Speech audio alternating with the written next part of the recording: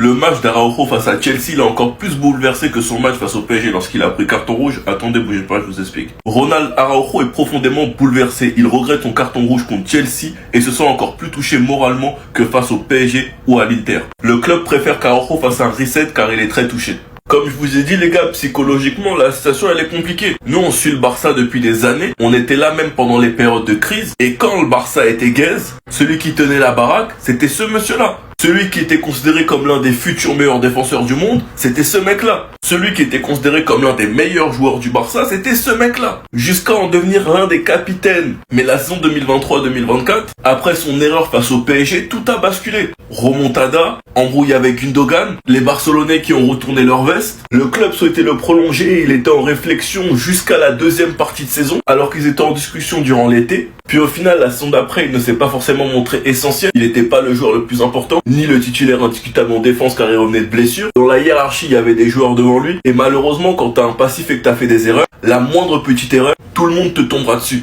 Et c'est ce qui s'est passé face à l'Inter. L'été, il nous a annoncé son prime. Et honnêtement, jusqu'à son match face à Chelsea, il n'était pas le défenseur le plus blâmable de ce début de saison. Il y avait bien pire que lui. Mais malheureusement, encore un gros match où il commet une erreur. Et psychologiquement, ça va être dur de revenir. En tout cas, force à lui. Pedri a fait son retour hier et en 30 minutes, il nous a fait comprendre pourquoi on le considère comme l'un des meilleurs milieux du monde. Et il pourrait même être titulaire mardi face à l'Atlético. Attendez, bougez pas, je vous explique. En gros, Pedri pourrait commencer face à l'Atlético et pourrait jouer 60 à 70 minutes. On l'a vu hier face à Alaves, il est toujours en forme, il est toujours en jambes. L'autre bonne nouvelle, c'est que Frenkie de Jong, après avoir manqué le match d'hier pour des raisons familiales, Frenkie de Jong est déjà de retour à l'entraînement avec l'équipe. Donc on pourra avoir le retour de ce duo. Vous pouvez blâmer de Jong sans Pedri, mais ces deux-là ensemble, il n'y a pas meilleur. Actuellement dans le club, il n'y a personne mis à part Pedri qui est plus fort que de Jong. Donc même s'il a des défauts, et que des fois il est nonchalant, par moment ne prend pas ses responsabilités et des fois commet des erreurs, aucun milieu n'a sa qualité. Que ce soit Eric, Bernal, Casado, pour l'instant aucun joueur a sa qualité et son retour fera du bien, surtout accompagné par Pedri. Quant à Araujo, lui est toujours incertain, on espère qu'il se repose bien et qu'il revienne en forme. Luc nous a parlé d'un défenseur central gaucher, on voudrait savoir s'il titularise encore une fois Gérard Martin à côté de Koubarsi ou de Eric. Et je vous mens pas que si ces trois joueurs sont titulaires mardi, je serais bien plus rassuré. Enfin bref, sinon vous les gars, vous en pensez quoi?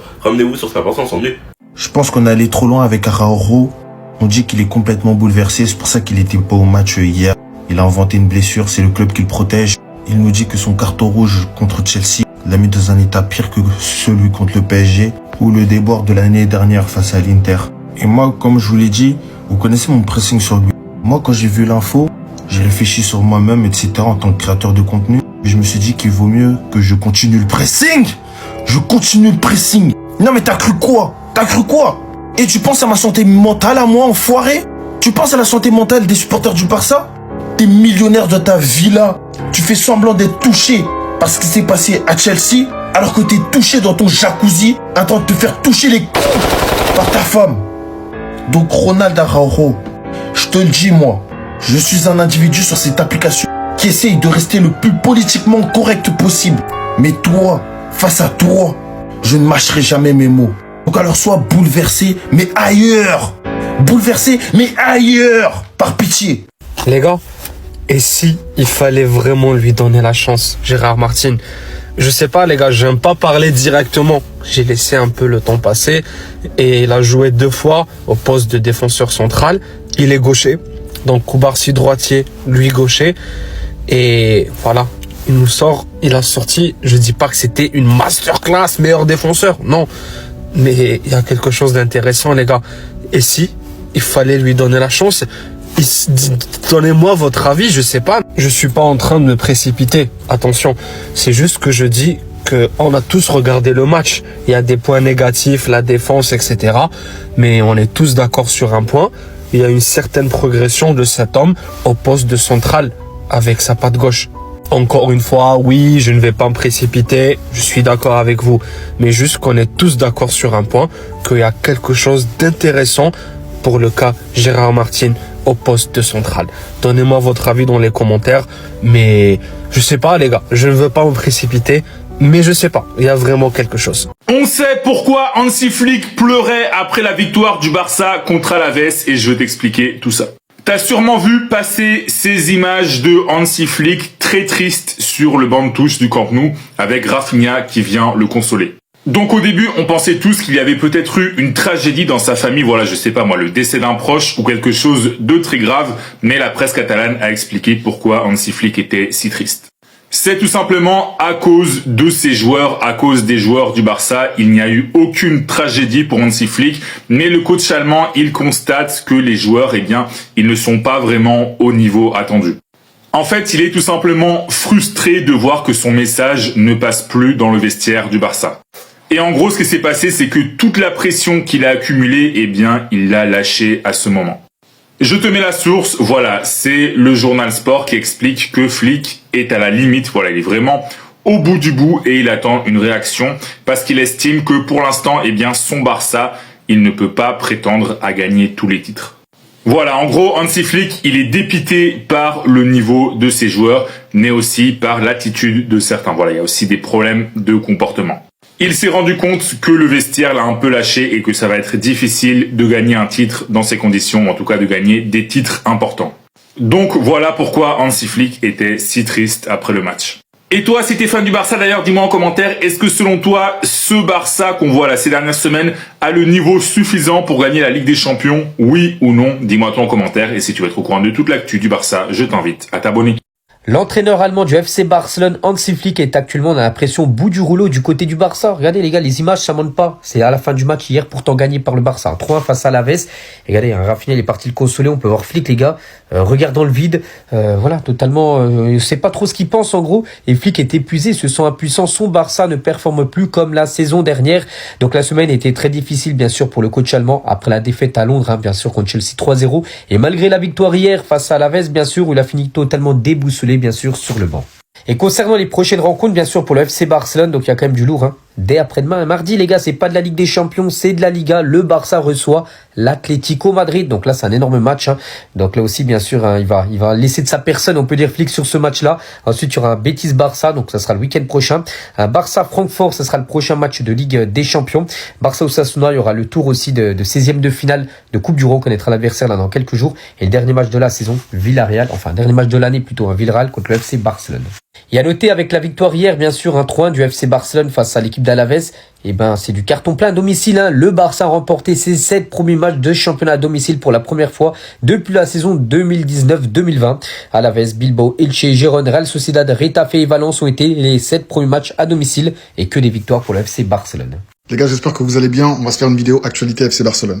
Qu'est-ce que je vois écrit ici? En mai 2024, j'avais dit Ederson, valeur marchande 26 millions. Ederson, c'est qui? C'est le milieu défensif qui joue à l'Atalanta Bergame, qui m'avait énormément marqué et que je voyais énormément pouvoir être compatible avec le FC Barcelone. Qu'est-ce qui se passe?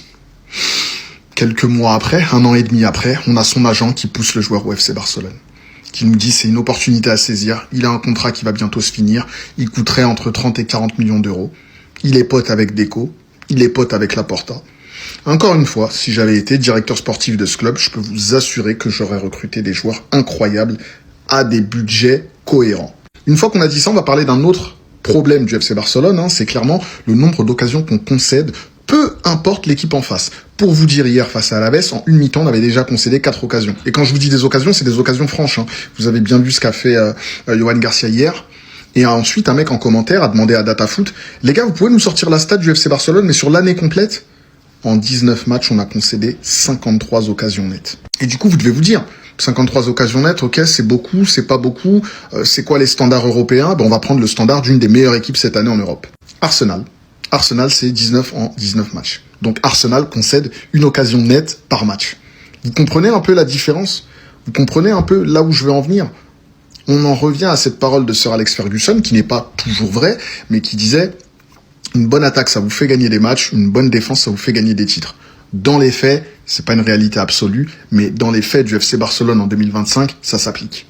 Parmi les critiques que j'avais établies aussi cette semaine, il y avait le fait que Frenkie de Jong, en énormément de matchs, il a fait qu'une seule passe décisive. Pour vous donner un petit peu d'éléments de contexte et pour faire une comparaison, Gérard Martin, c'est 3 passes décisives. Casado, c'est 2 passes décisives.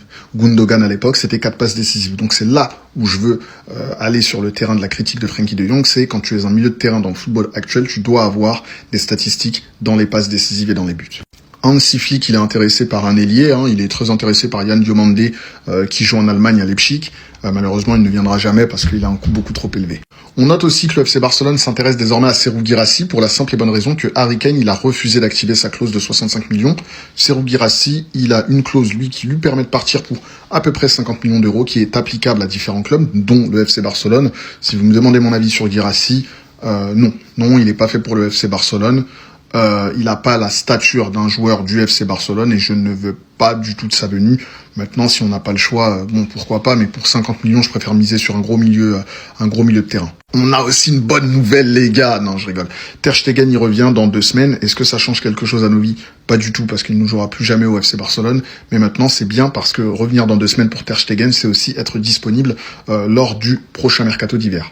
On avait aussi une nouvelle qui est passée cette semaine, c'était El Nacional qui partageait ça en nous faisant comprendre que les joueurs et les vestiaires ne sont pas totalement convaincus par Marcus Rashford et que la probabilité que Marcus reste au club en cette fin d'année est très faible. C'est ce que je disais déjà il y a quelques semaines. Si vous vous en souvenez, je vous disais que Marcus Rashford, oui, il avait des stats, oui, il avait de la data, néanmoins, il correspondait pas du tout au style de jeu FC Barcelone et il n'était pas Barça compatible, donc je ne le voyais pas rester. Et quand certains me demandaient, Thomas, est-ce que tu gardes Marcus Rashford en fin d'année à 30 millions, je répondais toujours non. Pour 30 millions, je préfère aller sur Lookman et quitte à ne pas prendre un ailier gauche pour 30 millions, comme je vous l'ai dit en début de vidéo, je préfère prendre Ederson. On a aussi une information qui nous fait comprendre que durant le mercato d'hiver, Deco il est super intéressé pour renforcer le poste d'arrière gauche et il s'en renseigne sur Grimaldo de Leverkusen. On a aussi évoqué cette semaine quelques pistes du FC Barcelone. Il y a plusieurs noms qui sont cochés. Raphaël Leao, c'est impossible pour moi.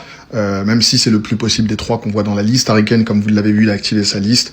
Il a désactivé sa clause. Julian Alvarez ne viendra jamais parce qu'aujourd'hui, l'Atlético Madrid n'est pas en besoin financier. Et ensuite, on a des pistes défensives, notamment avec Murillo de Nottingham Forest, que j'aime beaucoup, que je trouve un petit peu petit de taille, mais qui je trouve bon. Marc Guehi, qui est l'une de mes pistes préférées. Ignacio, je l'ai pas assez vu jouer, donc je ne peux pas me prononcer. Benedetti, c'est idem. Et Schlotterbeck, je le trouve bon à voir maintenant dans les gros matchs. On m'a dit qu'il avait été très bon contre le Paris Saint-Germain et contre Mbappé. Donc pourquoi pas. C'est tout pour moi les gars, et juste avant de finir, n'oubliez jamais une chose, 100% des équipes qui ont gagné la Ligue des Champions l'ont fait sans Frenkie de Jong, et vous le voyez aussi, Frenkie de Jong, les critiques qu'il reçoit, ce n'est pas qu'au FC Barcelone, parce que j'entends souvent des gens nous dire « Oui, mais au FC Barcelone, il est mal accompagné ». En équipe nationale des Pays-Bas, il est accompagné de Gravenberch et il est accompagné de Reinders, qui cassait toute l'année dernière au Milan AC. Et comme vous pouvez le voir, Marco van Basten, célèbre joueur hollandais, nous dit de lui que Frenkie de Jong, il joue au football comme un facteur. Il ne fait jamais de passe vers l'avant, il récupère le ballon, il le contrôle, et ensuite, il devrait plutôt accélérer le jeu, et lui, quant à ça, il fait uniquement des passes latérales. Donc, à son poste, il doit faire progresser le ballon au plus vite, et comme je vous ai dit, c'est quelque chose que je reproche à Frenkie, c'est il tourne en rond pendant 30 minutes.